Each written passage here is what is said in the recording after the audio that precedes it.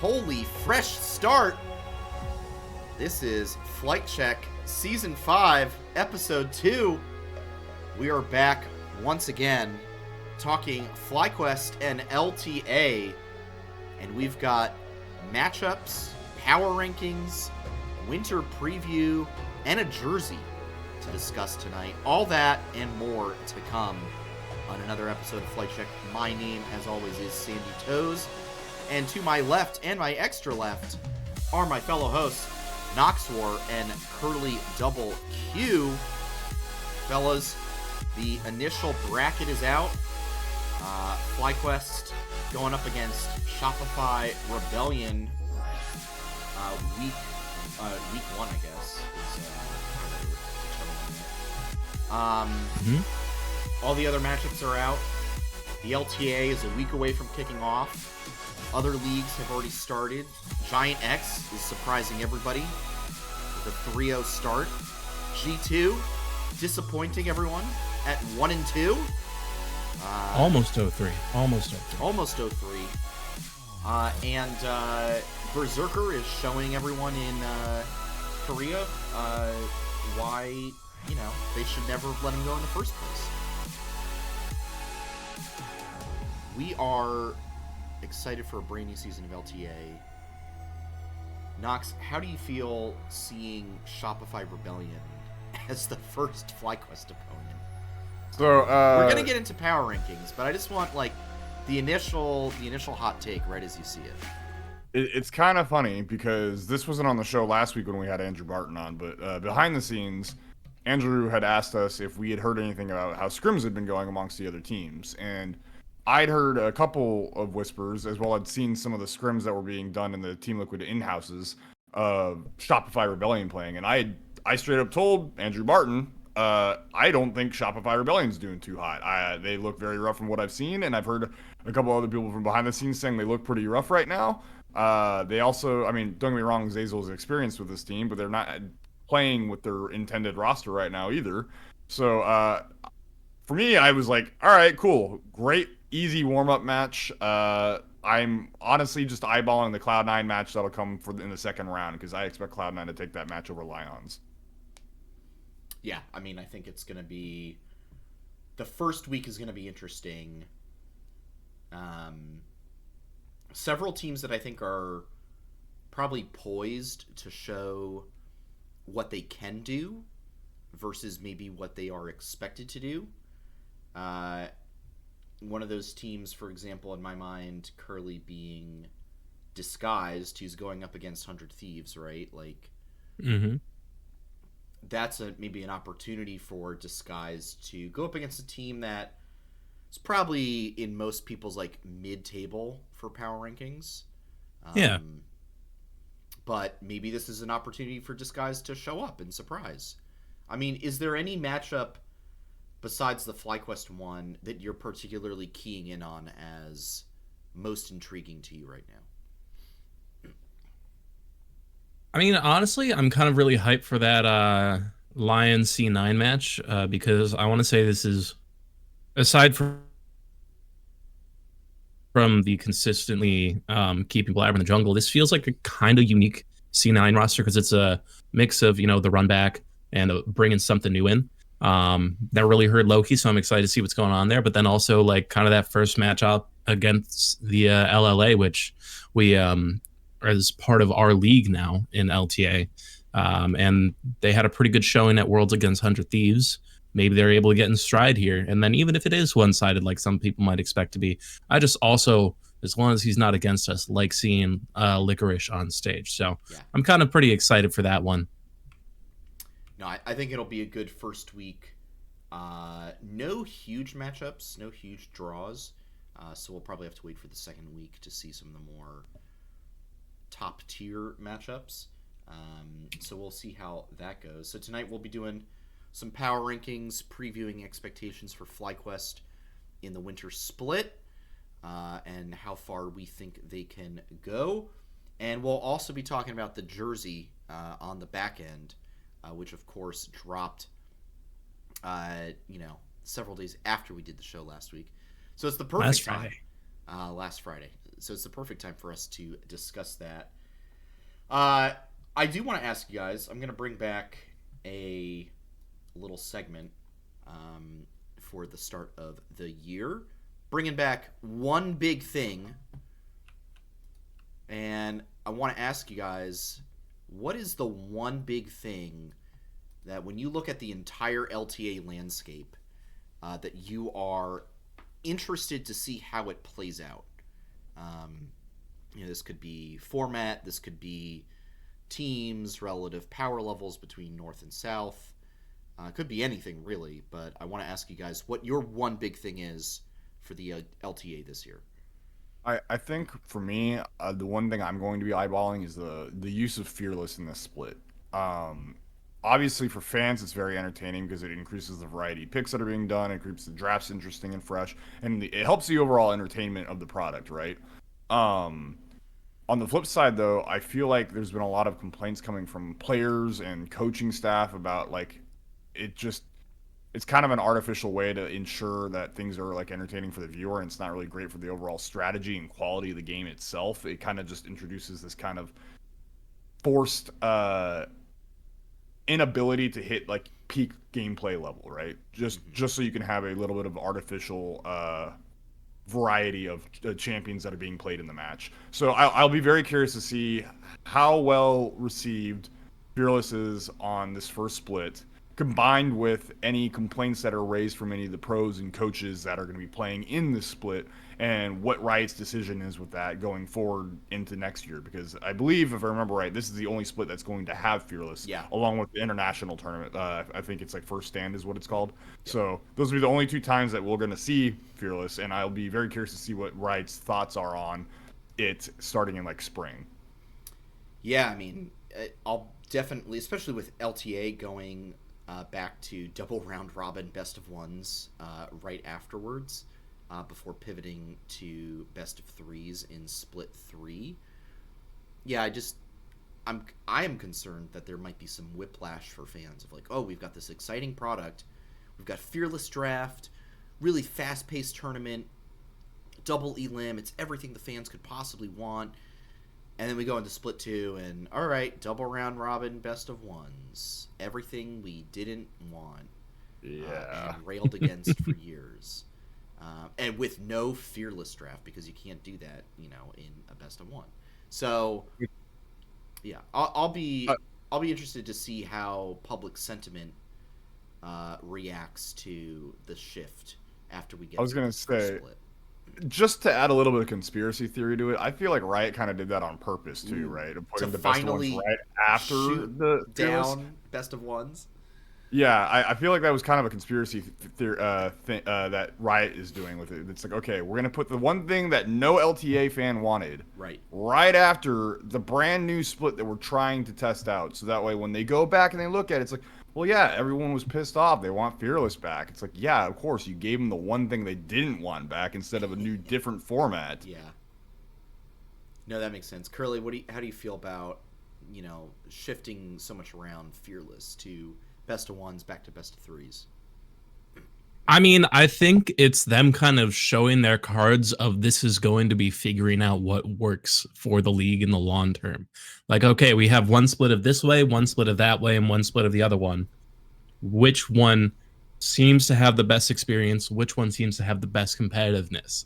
Like, this first season is kind of a gambit. So as much as we all hate best ones, I think it's like a good call to just be like, okay, why don't we just kind of stick with what we know, truly like see, will it fit for this format? Because I think even though we kind of hate round robin best of 1s, this first split is going to fly by. And like some people might like that, some people might hate that, because it's only going to be 3 weeks of competition before we get onto that first stand tournament. So it's going to be kind of like a what the lock-in tournament was supposed to be, but for an overall longer season, it might feel like, Right. So this is kind of like a preseason to the regular season.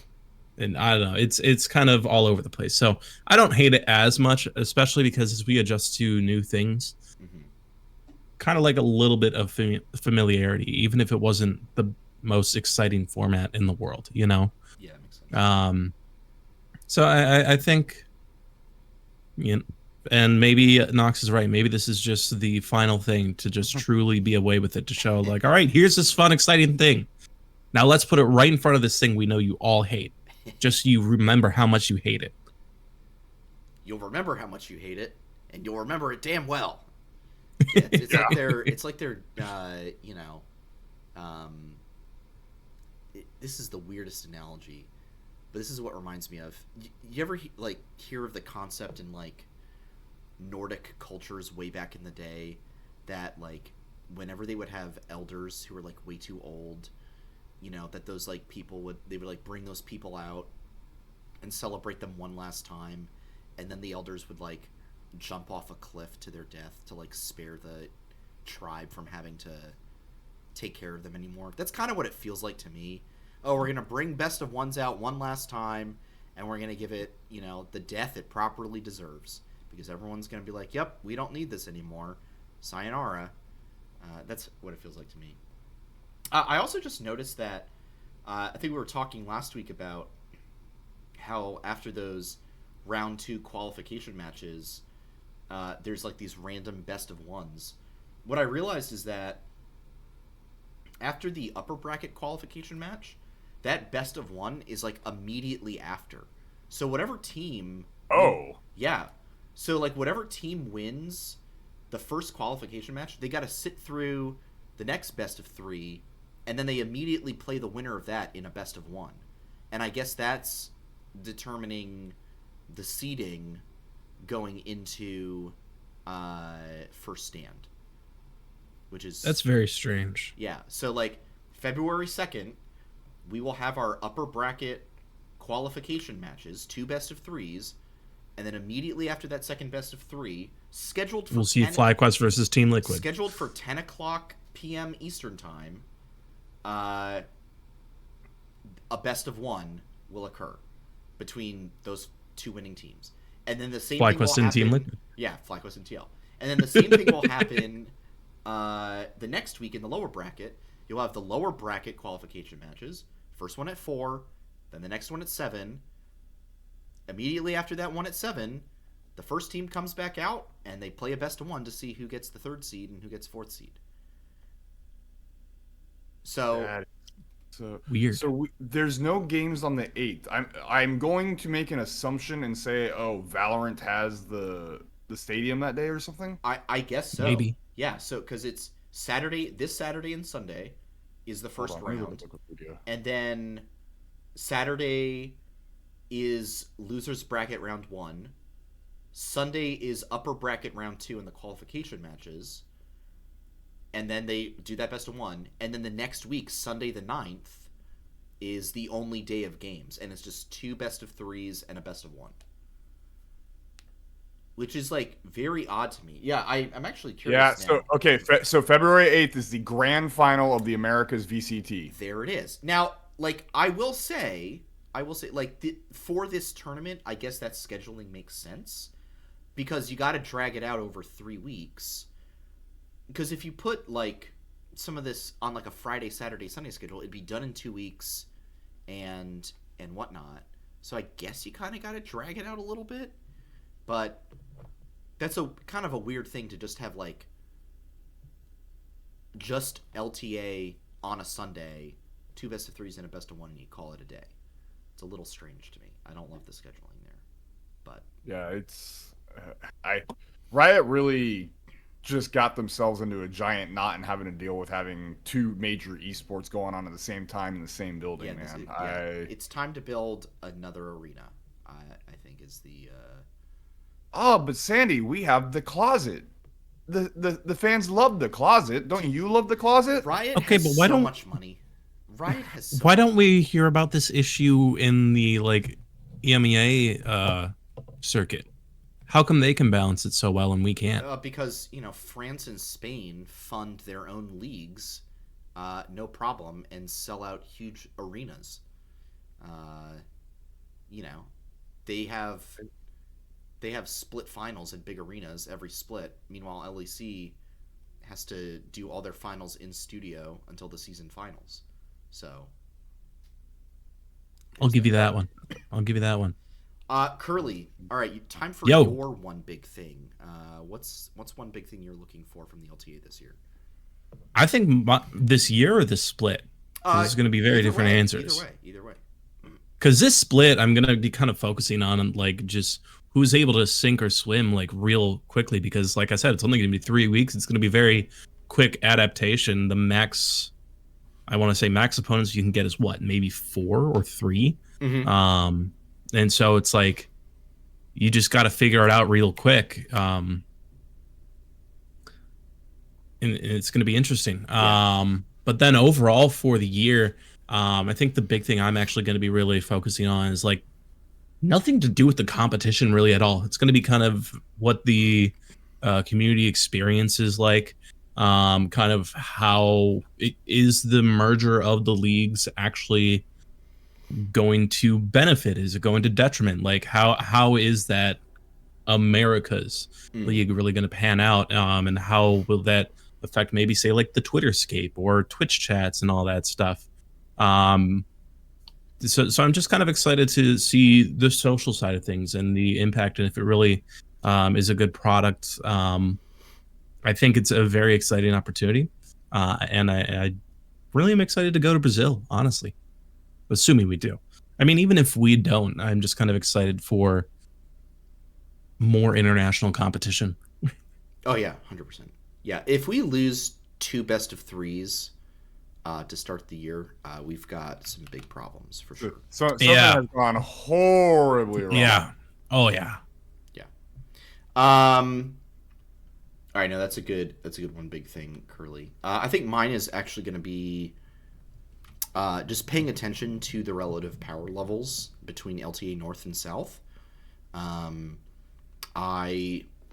am intrigued to see if the LTA South is able to pull itself up a little bit and eventually, over the course of the year, start to,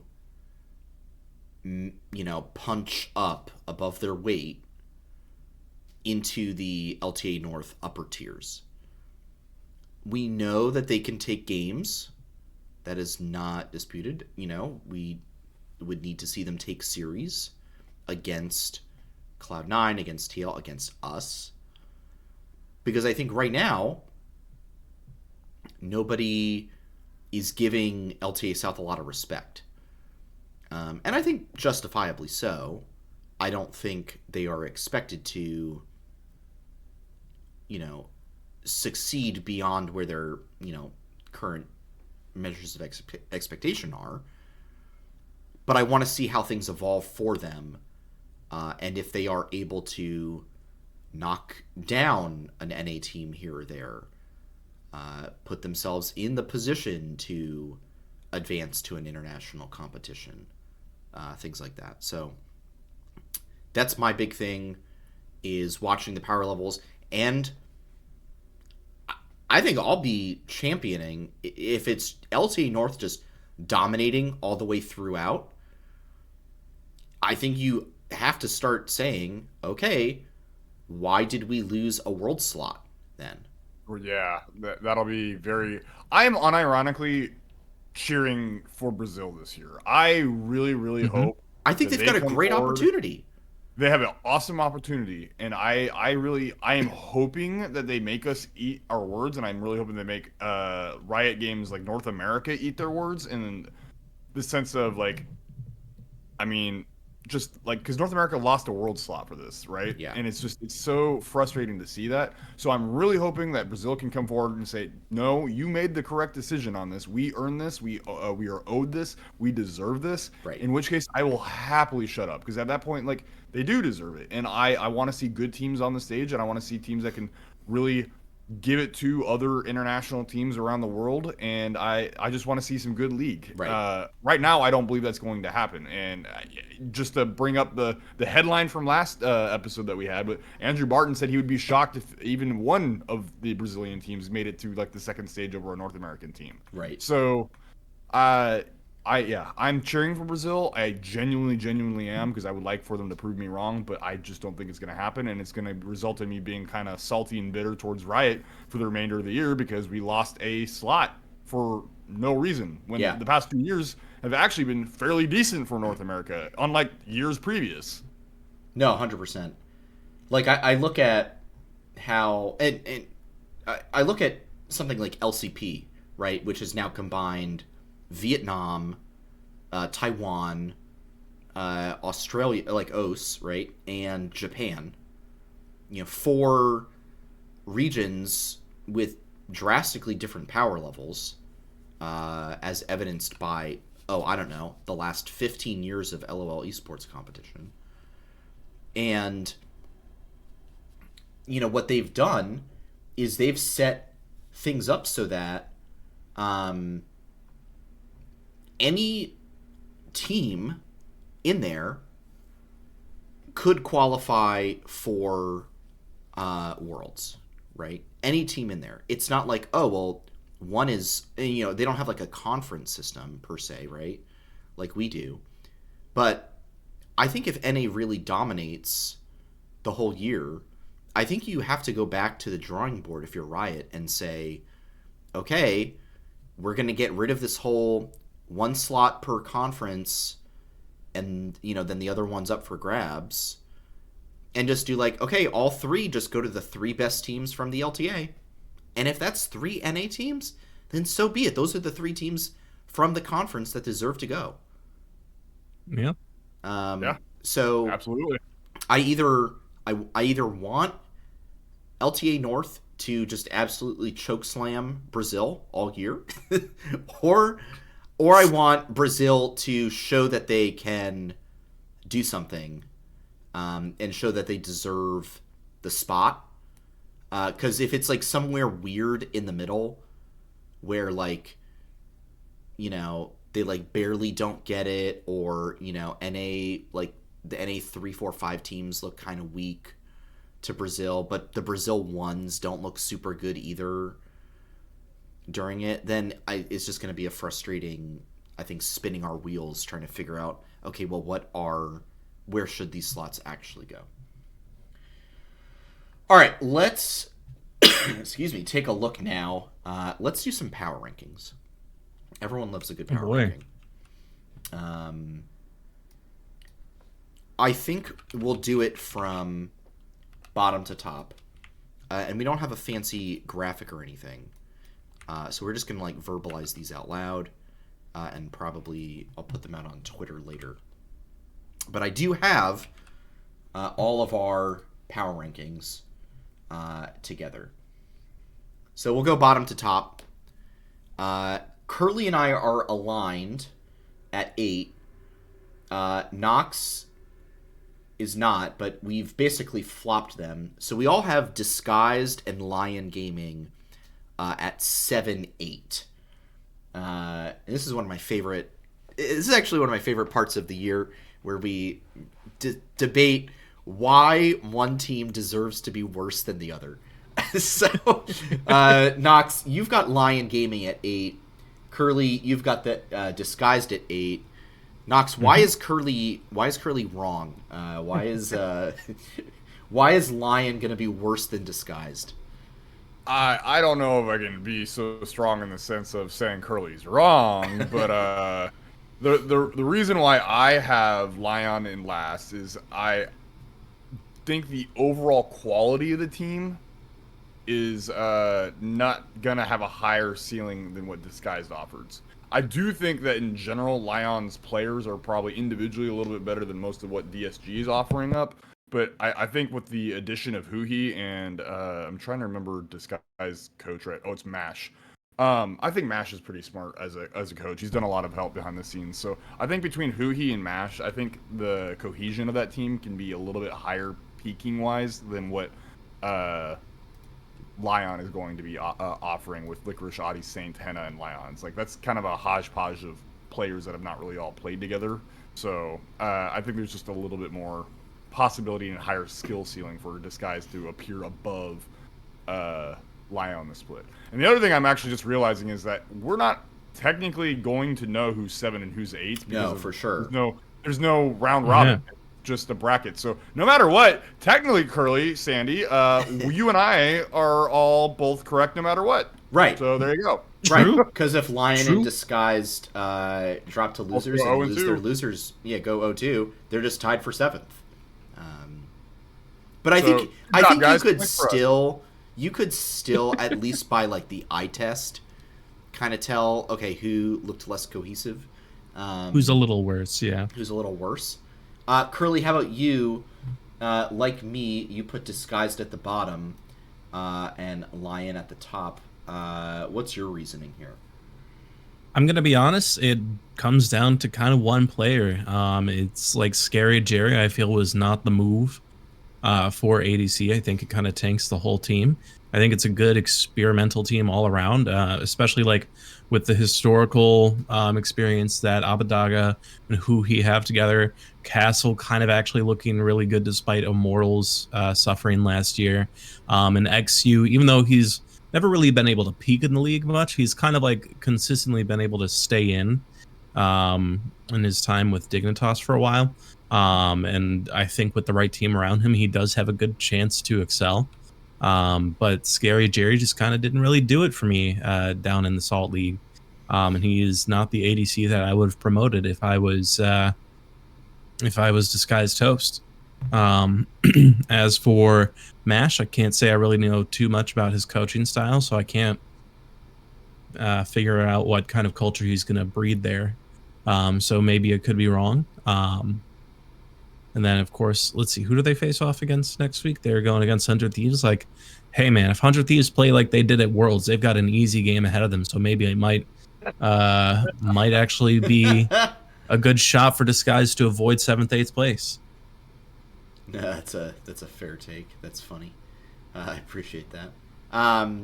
Yeah, I think for me, I've got Disguised at the bottom just for a few reasons. Like, one, Castle top is just like such a strange acquisition for me. It was out of left field for sure. Like Surdy, like I know Dig got Surdy, but like Surdy was right there. Dokla was there, right? I'm trying to think of who else was. Like those are the two immediately that come to mind as like good options that would provide like stability in your top lane. Castle's just like such a strange pickup to me. It's such a hodgepodge, and if there's anything for me to like about Lion Gaming, it's that players like Licorice and Adi, are veterans at this point. They can provide that kind of veteran stability and leadership. You've got Saint, who, he's not like an incredible, like, he was not like a top tier LCK prodigy, but I think he's serviceable.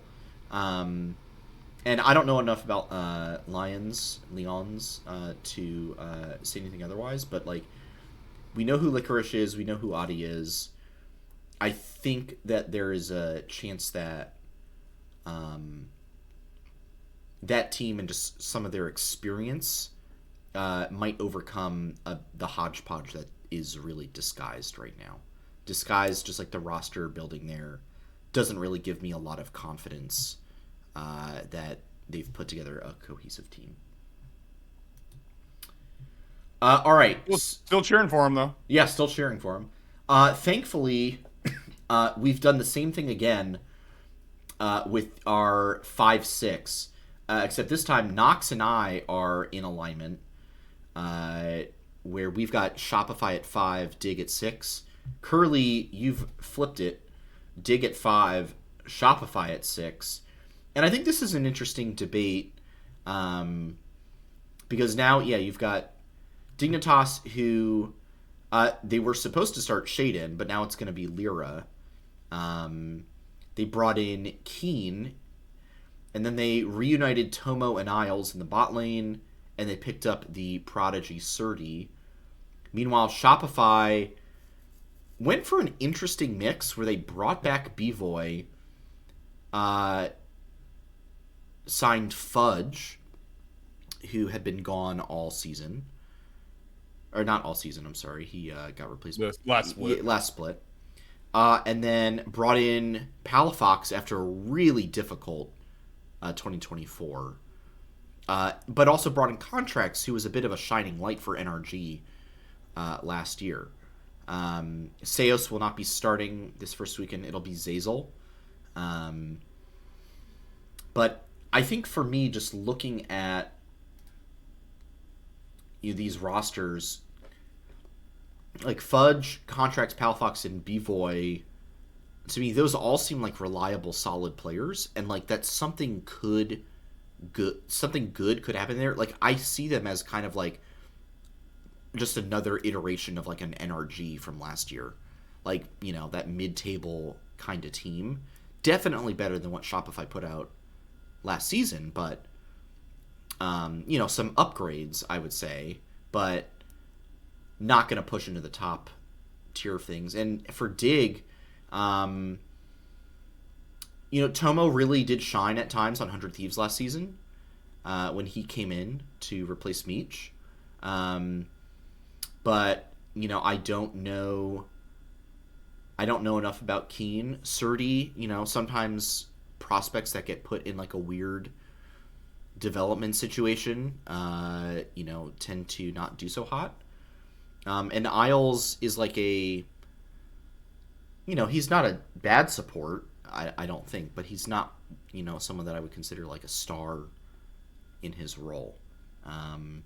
So I think I'm just going off of names. Shopify is the more intriguing team to me. What about you, Curly? Like, you've got this flip, so you must feel a little differently at least. I think for me, Shopify, like over the course of the year, they're going to be a team that scales, and I think they like do have good potential. But I think the weird starts for either team right now are actually in favor of Dignitas. I think Lyra has more potential than Shiden. And so I just think that team's going to be able to hit the ground running a little bit better than Shopify will, especially just because you kind of got. I do think you're kind of right. They are going to end up being that middle of the pack, good like tempering of if you can beat them, you deserve to be in the top half. But in the first split, I just don't see them coming together quite as much. But no, I think that's totally fair. Yeah, Knox, I mean, I know you're already on my side here, but maybe you can split the difference and get your take in. Yeah, for me. So, actually, a little further context. I had Shopify ranked as 4th probably up until about 4 hours before the podcast tonight. What ended up kind of changing my mind a little bit was I ended up seeing some of the Shopify versus Team Liquid in-house scrims that were happening. And granted, it was not the full Shopify team. Seos was not there, and Zazel was not playing either. And in turn, they had 100 Thieves Ayla playing in the support position, along with 100 Thieves Sniper staying in for Fudge. But the core of Contracts, Palafox, and Weevoy were still playing. And what I was noticing is that Palafox especially was really struggling versus APA. And I mean, scoreline wise, you wouldn't really notice. Like the KDAs were fairly okay, the CS differentials were fairly okay.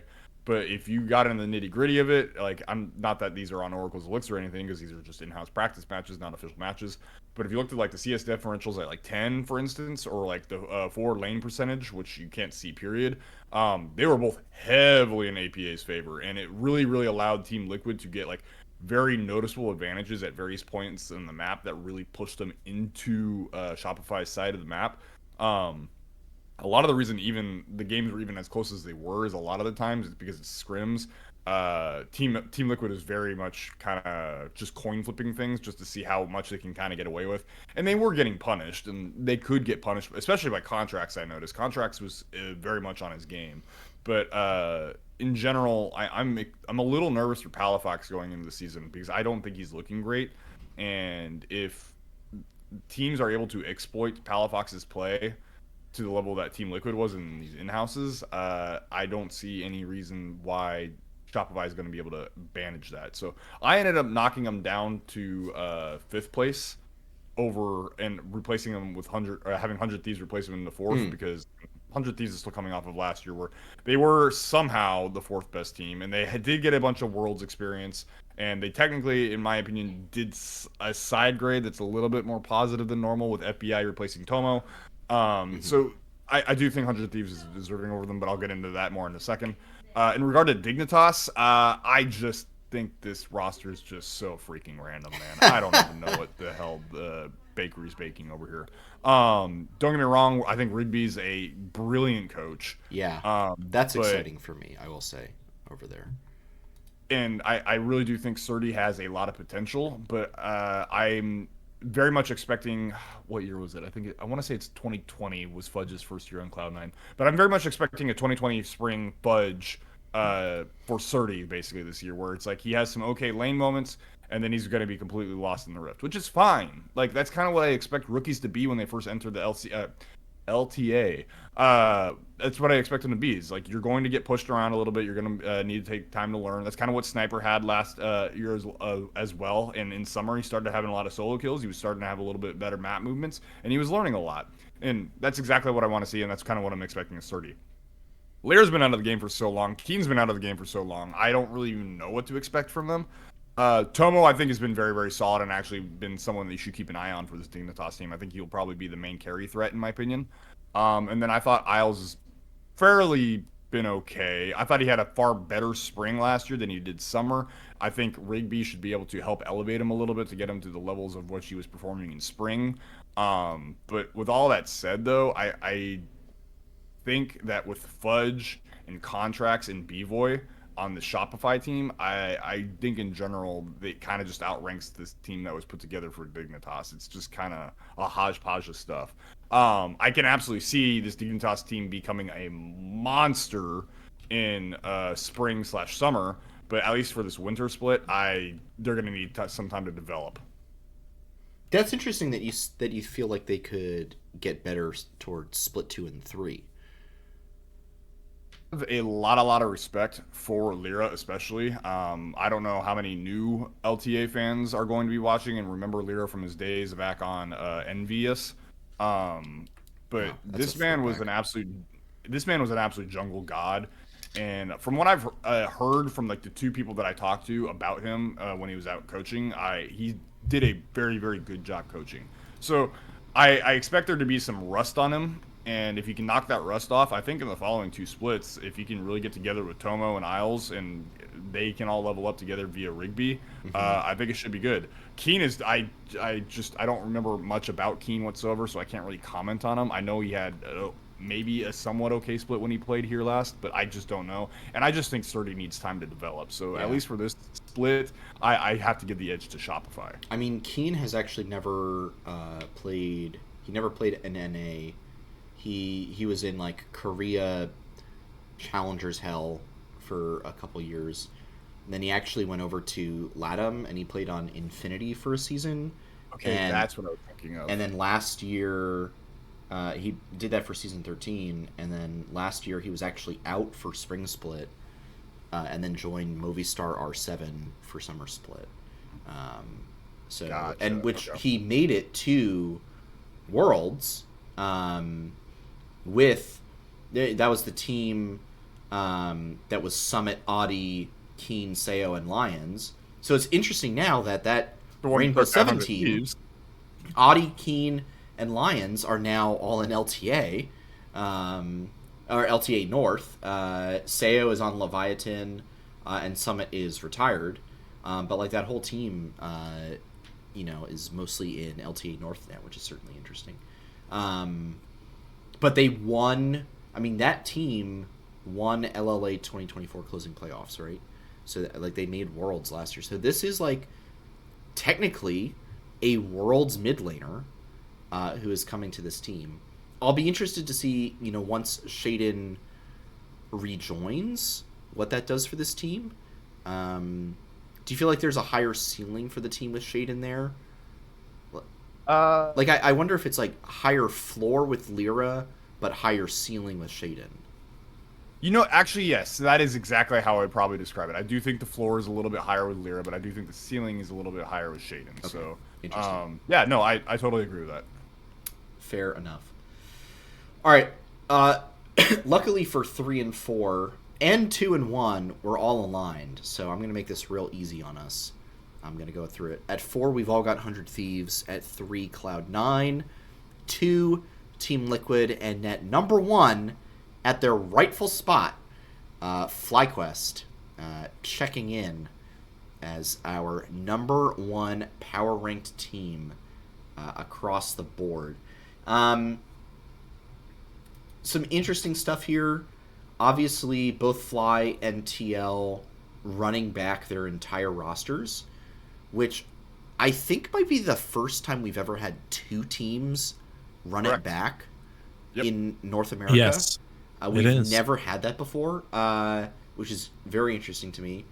Cloud9 did a bit of a rebuild, but also brought back old players of theirs like Sven and Vulcan. And then, now they've got Loki. They kept Thanatos around. Blabber's the franchise player. And then 100 Thieves is interesting because all they did was swap out Tomo for FBI. And earlier you called that a side grade, Nox. I still feel like FBI is like a small upgrade. It's side grade, a slight side grade with a bit of a positive trend. Like, Okay. It's just so minuscule. Yeah. It's when you do 0.1 on the incline on the treadmill. Oh, yeah. Yeah, like, it's technically Technically, helping, it's slightly harder. Technically, you've got to exert more to get it done. I'm actually really interested to see how this 100 Thieves team does. This was a Worlds team last year, regardless of how things went for them there. They did beat Cloud9. Kind of surprised everybody with their run to Worlds. And I'm interested to see how things develop for them. Quid, I think has developed into a mid laner that people respect. River, everyone really respects River as a top tier jungler in LTA. I think one of my question marks might actually be Ayla, and also I want to see Sniper step it up even more. I think he showed some really good flashes last year, but I think there's still a lot to prove. He's still very much in development there. But I think there's some opportunities here for this team to, step it up a notch and really try to start challenging TL and Fly for some of these top spots. Where are you guys on Cloud9 and 100 Thieves? We all had Cloud9 at 3 and 100 Thieves at 4. I feel like for me at least, Cloud9, it's like the strength of the names there. Blabber, Sven, Vulcan. We know what Thanatos can do. I think Loki might be the question mark, but he should be good. Like, he's not just going to be an average mid, I feel. Yeah, I think Loki should be more than fine, right? It's just it's a question of synergy and how well he's going to actually gel with the rest of the team. I do think it's helpful for Thanatos to have another additional Korean on the team as well, because that was kind of the issue last split. Is a lot of the times, and I'm not saying this is because he's Korean, but it may have been a possibility. But like, just you would notice that a lot of his issues were not being on the same page as the rest of the team, and that may have been a language barrier thing. That may have just been like a play style difference thing. I'm not sure, but I do think adding Loki to the team will probably help with that, because then you can at least have another point of reference for both of them to like talk to each other and be like, okay, this is what we should be doing. And then Sven, Vulcan, Blabber, like, man, these guys are just tried and true. Like, what more needs to really be said about them at this point? So all that said, it's just an extremely high floor. I will say, with the loss of Berserker though, the ceiling was lowered a lot, in my opinion. I don't think this team has nearly as much firepower as it used to have. I think Sven can do a probably consistent job of actually being able to carry this Cloud9 team to victories, but Berserker, even though in his last split he wasn't like Berserker had this aura about him that when he was on his A game, he was like, oh man, he's on the likes of like Pays or crap, why am I blanking on the Genji 80 carry or the JDG 80? A ruler. He's someone that just Viper and so on and so forth. I was just, man, he can pull this out and he can just win. He can win you the game out of nowhere. He didn't quite have that same level of like peak in this past year, I thought, and that may have been due to Cloud9's issues. But even still, with the replacement of him and Sven coming in, I still don't think Sven's going to be able to bring that level of competitiveness and like clutchness to the team that Berserker could have, even if it was like this last year. So that said, higher floor for sure, I think, but the ceiling was lowered. So to be clear, you're saying Sven's a downgrade from Berserker. Yes, I do believe Berserker is better than Sven, and Sven is a downgrade for Cloud9. Now, Cloud9 did a good job in terms of replacement, in terms of the options they had, but that doesn't change the fact that compared to what they had with Berserker, it is still a downgrade. Totally. Curly, how about you? Where are you landing on this Cloud9 Thieves discussion?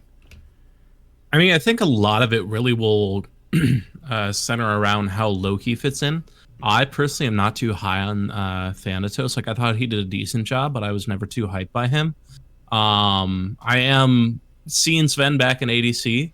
I gotta give him more respect than I would like to, because even though he really hashed it out as support, I think putting him on ADC, he'll actually be able to thrive a lot more. Vulcan's always been reliable. And because they're kind of a more veteran bot lane, they've been in the scene for a while, I feel like they'll be able to mesh in like a particular way that some previous bot duos for Cloud9 might not have. Mm-hmm. But I'm kind of lukewarm on Blabber over the years. I have been saying for a while, I feel like at some point the relationship between C9 and Blabber should end for both of their betterments. Like, I don't want Blabber out of the league, but like, if this isn't like, if they miss Worlds again this year, this is looking way down the line. If they miss Worlds again this year, I think Blabber and C9 need to look at a breakup. Whoa. And potentially. But it also, I was looking at a quick history of the C9 rosters, and I'm kind of nervous for Loki, because in the past few years, Cloud9 has the most success when they decide to swap out their mid laner mid-season. So we should maybe only focus on splits 1 and 2 for Loki, of thinking how well he might do. Right. Yeah, but I am hotter on C9. Maybe they'll bring Jensen back by split 3. Frickin' maybe. They did it before, they could do it again. But with 100 Thieves, I think FBI is a slight upgrade to Tomo. I think it's just with how stacked the top lane still kind of is with like Impact and Bwipo. I think Fudge I ranked lower individually, but I think actually he might be able to do really well. It's just going to be harder for Sniper to peak up, you know? River, I'd say, is a real good strong point as long as him and Quid are actually performing. They could maybe flip the rank of 3-4. Of course, it's tied at the end of the day, so that's going to be more of an eye test opinion. But yeah, it's just kind of little things that separate them for me. Yeah, no, that makes sense. All right, let's move it to the top 2 teams on the board, both running it back, FlyQuest and Team Liquid. I think for me, like, we showed it last year that we certainly have the capacity to beat Team Liquid, and I think we then showed at Worlds that our potential for quality play is higher, which is why I did put FlyQuest back at the number 1 spot. I did consider TL, just because I felt like for a lot of last season, they did look like the stronger team. And that we honestly barely beat them in the end of summer finals last season. But I think you just have to go with, hey, running it back with the same 5 guys, and they're running it back with the same 5 guys. Well, we know how that ended last year. And I think we showed up at Worlds more than they did. We beat them again at Worlds, right? And I think that this is a team that is only at the beginning of, being able to gel. Like, they get to start a whole season off without having to go through the whole, well, what kind of team are we going to be? Like, we already know that, they just kind of have to figure out what champs are good now. and practice some macro, and I think we'll be right back to kicking butt right where we belong. Did you guys have any doubt in your mind about putting FlyQuest at number 1? No, not at all. I mean, yeah. No matter what, there's no reason for me not to put them at number 1. They are the reigning champions. They went the furthest at Worlds. They kept everything the same. TL did all the exact same things, right? Except coming in second in summer, not making it to quarters. But like the entire time, you still have to give TL like the due respect that they are owed, right? They are an extremely competitive team. They constantly give it to FlyQuest every single time. Like they make FlyQuest work, and they are great practice partners for each other. So if anyone ever puts TL in first, it's like, absolutely, you have every right to put them there because they can absolutely live up to that standard. But at least with historical precedence and without any other variables being changed, it's like there's no reason for me to put FlyQuest in second. For the time being, yes, they are number 1. So, but with that said, there should be no world where anyone is ever surprised where FlyQuest ends up dropping a series to TL. They're an extremely good team. They did very, very well last year, and I honestly am very excited to watch these two teams duke it out for the rest of this year, because it's going to be another. I don't know how many series they're going to have, but I guarantee you they're going to meet up every single time, and it's going to be a banger every single time, and I'm very excited to watch it. Yeah, I completely agree. It's going to be really great. Curly, how about you? How are you feeling about it? I mean, I'm just very confident in our team. Something I have preached for years has always been retention of players, retention of like a core identity of a team, especially because last year we were talking about how we kept scrapping it a lot. So this is a very, very big change from what we as fans are used to.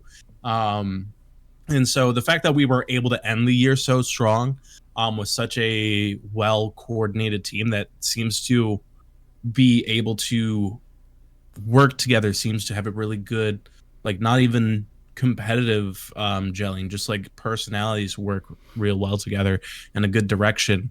I see a lot of chance for us to just like be able to pick up real quick, and I think the same thing's over at Team Liquid. We just were able to show we were the best. I'm hoping this break actually puts a fire back in Team Liquid, because they kind of did trail off towards the end of the year in Worlds.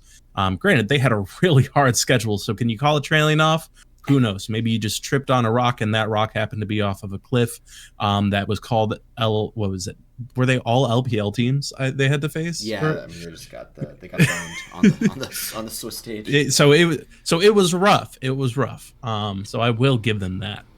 But I'm very excited for both teams, and like Nox said, I can see a world where TL does pull out on top, beats us in a best of 3, maybe even a best of 1, but we're still going to put up a good fight every time throughout the entire season, and I think we'll end up on top at least 55% of the time. Nice. Hey, 55% is a winning record. We take those. All right, let's go quickly through a week 1 preview.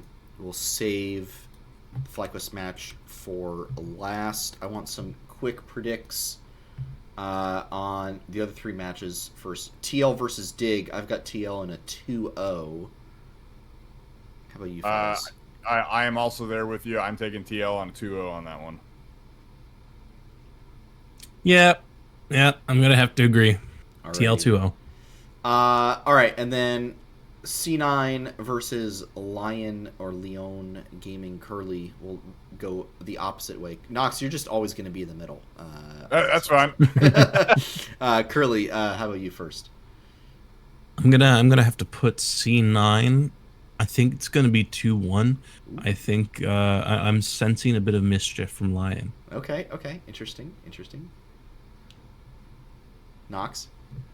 Yeah. I was debating if I think Lion can take a game. I think I'm just gonna go with a 2-0 for Cloud9. Yeah. I think Lion's gonna need some warming up for sure, and I think Cloud9's a very rough first match for them. So yeah. Sorry, Lion. Yeah, Cloud9 2-0. Straight into the buzzsaw. Yeah, I agree. Cloud9 2-0 over Leon. All right, here's an interesting one: 100 Thieves versus Disguised. I'm still gonna take 100 Thieves, but I am gonna say a 2-1. I think Disguised figures something crazy out. or 100 Thieves plays below their level for a game, and Disguise picks up a match. So 2-1 for 100 Thieves. Knox, where are you at? I don't know. I have this sinking feeling this whole weekend is going to be nothing but 2-0. So I'm taking 100 Thieves 2-0 on this. Okay. Curly? I think it would be funny to predict Disguised. I think it would be really funny to pick Disguised. I'm gonna have to go 100 Thieves. I'm gonna have to. Yeah, that makes sense. Very funny. But I'm going to be very entertained if I'm. No, I like that. All right, well, now you can entertain us as we turn to the FlyQuest Shopify Rebellion match. I mean, like I said earlier, I really see this Shopify team as like NRG all over again. Like, it's hard not to when I see the Contracts Palafox core. Like Bvoy and FBI are kind of like interchangeable for me. Fudge and Dokla kind of interchangeable for me a little bit. So I don't know. Curly, where are you at? Like, I feel like we're all going to say FlyQuest, but it might be just by a measure of how much. 2-0. Okay, he's got the 2-0. Knox, how about you? Are you also on the 2-0? Yeah, like I said, I think this whole weekend's going to be nothing but 2-0, so I'm taking FlyQuest 2-0 on this. Alrighty. I'm actually going to say 2-1. Oh, okay. So, but what's the reasoning for this? I feel like Shopify's going to be that weird team that takes games off of the top 3 when people don't expect it, like an NRG, like a CLG. You think they'll be the blue shell of the split? I think they're going to be the blue shell. Yeah, I think they're going to be that team that sits around in 4-5 and whacks here and there. Now, I don't think they're going to win the whole series, but I do think they'll take a game and make a sweat for it. But that's okay. I like watching more FlyQuest play. So, there it is. All right. So that'll be this Saturday and Sunday. FlyQuest Shopify is the very first matchup of the LTA. I almost said LCS. The LTA Split 1. That'll be at 4 o'clock Eastern Time, so be sure to tune in for that. Super exciting. All right, we've got one last topic of the night. The jersey is out. The FlyQuest jersey. We got to discuss it. Some cool stuff here. But I have a small problem. What's your small problem? It is expensive as hell. Yeah, it is $80. $80. $80. And they had what I might call the audacity to also have a like special Solaris edition, Elite Solaris jersey that then has the sponsors on the jersey for an additional $8. And then if you want like your name on the thing, I believe that's like that comes with the. Oh, it comes with it. With that one, it comes with it. Okay. Oh yeah, and you don't get your name on it if you get the basic $80 one. So, I mean, $80 is crazy to me. That is so much money. Is this like do you guys feel similarly about this, or am I alone in this assessment? It is a lot of money. I'm trying to. So Carly, who is the creator of this jersey, had a comment on why it was so expensive, and I'm trying to find it really quick. I mean, the big thing it comes down to is because it's the custom, like the custom fabric. It's the jacquard fabric. It's the mixed mesh. Like a lot of that, like the actual quality, is definitely what goes into it. Yeah. I wish it wasn't polyester. Where is this Carly comment? I'm trying to find it. But like it is expensive, but I'll tell you whenever it gets here if it feels like it's worth it. If it feels like it's worth it. Yeah. I mean, I think the big thing is I'm pretty sure like that leaf pattern, right? The jacquard fabric. I think it's like actually like a texture. It's not just okay. It looks like it. No, It's like it definitely you can feel looks like the it's bumps. a real texture that you can actually feel, which is cool to me. Yeah. I like that. Okay, so I found the comment, and I am quoting this from Carly, the apparel designer, the creator of this jersey. She says, "We spend 2 to 3 times more than everyone else on high quality fabrics, and also it's sustainable. Our margins are way smaller than basically every other orgs as a sacrifice for quality. I'd say it's competitively priced compared to others." So, Okay. just for clarification. Yeah, so that I way mean, it's not no, there, I people get it. I think it's like, yeah, it's just like that's a big price tag on this thing for me. You're getting the actual like traditional sports level prices of jerseys. Like I know, the Dallas and Cowboys I'm just not jersey, used to for that. instance, is like Yeah, no, if you get $80 for like a non-name person in like the yeah, Cowboys. if you get a Real Madrid jersey, it's going to be 80 to 100. Let's see how much a freaking Messi I mean, jersey I'm costs.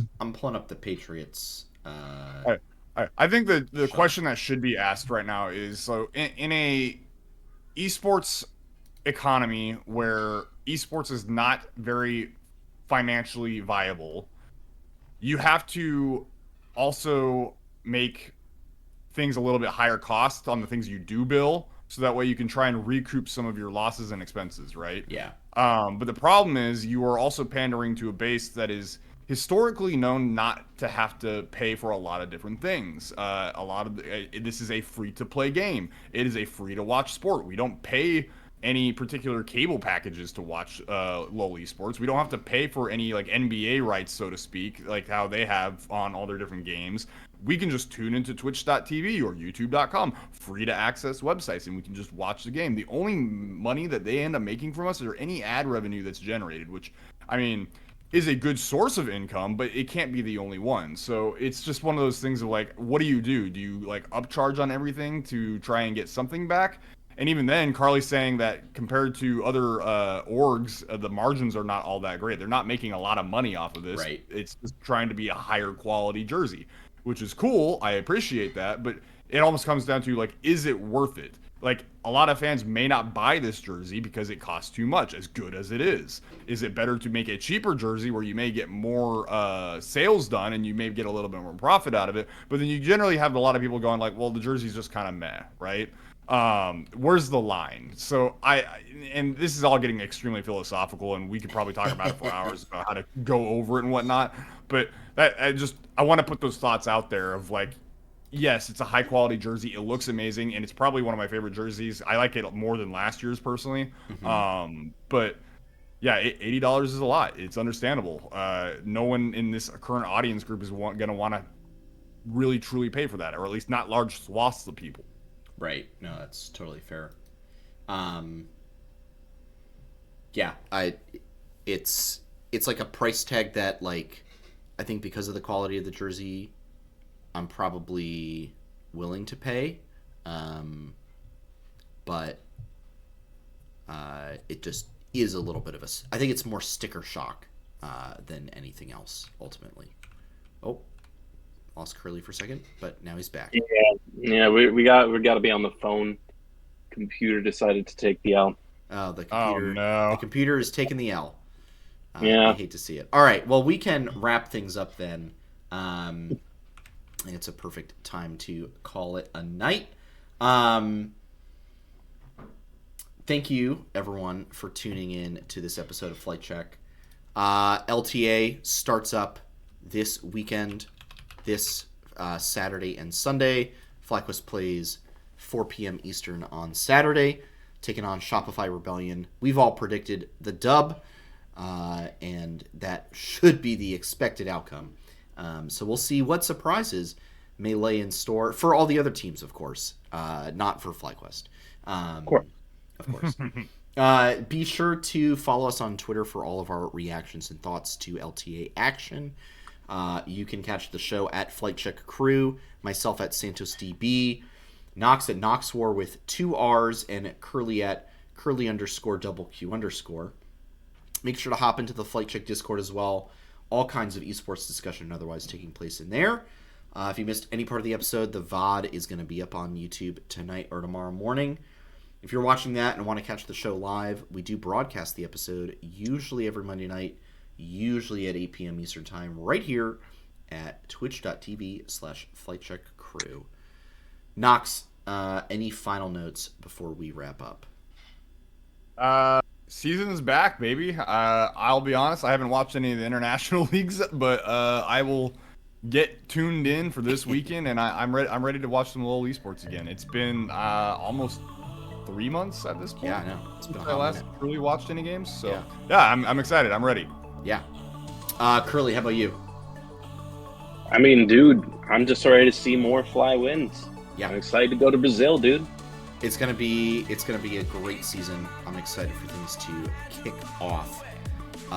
My shout out is gonna be to I don't know, people who do the hard work in their communities to make things a bit better for everyone around them. How about that? That's the shout out for today. Do good work in your community and make things better for the people around you, because we need more of that. We will be back next week talking about that first round of LTA action and FlyQuest's inevitable next round opponent. So for now, stay safe out there and bite your teeth. Don't forget to hit the head on the nail, and we'll see you all very, very soon. Adios, everybody. Have a good one, guys. Peace, y'all.